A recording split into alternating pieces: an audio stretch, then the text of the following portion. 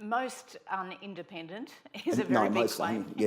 Unindependent, yeah. I was just hearing about what Brendan is saying there. Brendan, you seem to be, I don't know whether you're reasonably confident or partially confident, you think over a reasonable period of time that athletes can take any percentage control of WADA. I would tend to think you're being a bit overconfident there, because this organisation, given what we've seen in a number of cases, not just the Essendon case, is incompetent.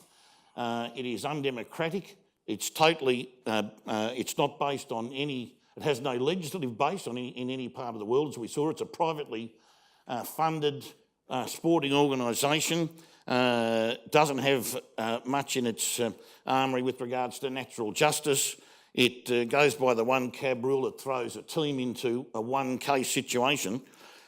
Surely the best solution at this point in time would be Australian sports like AFL, cricket, rugby to get out of WADA, go back to fit for the purpose schemes in Australia, and try and get the federal government to try and persuade the federal government on side, and get rid of this rule about if you're funded by us, you've got to be in WADA, this compulsory premise that's placed on this membership.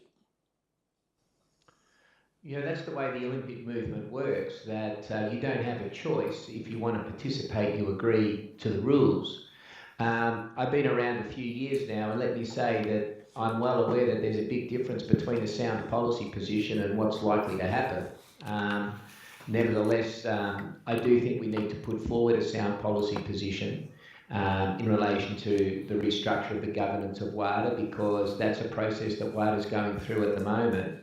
But I do believe that it will be political, and that the changes will not be as substantial as what's required. I would also say that we firmly believe that every sport has the right to collectively bargain their own fit-for-purpose anti-doping policies.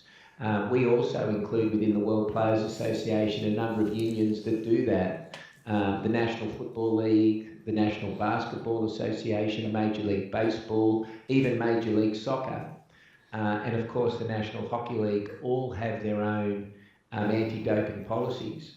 And we often put baseball up as the best example.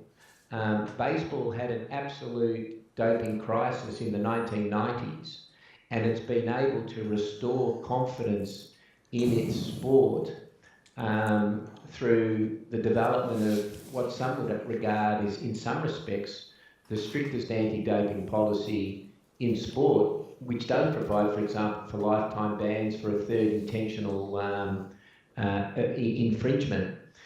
We think that Major League Baseball is the gold standard when it comes to anti-doping, but it is difficult for sports to exercise the freedom that you are referring to, because not only is it the Australian government, but for the international sports, it's also their international sporting federations.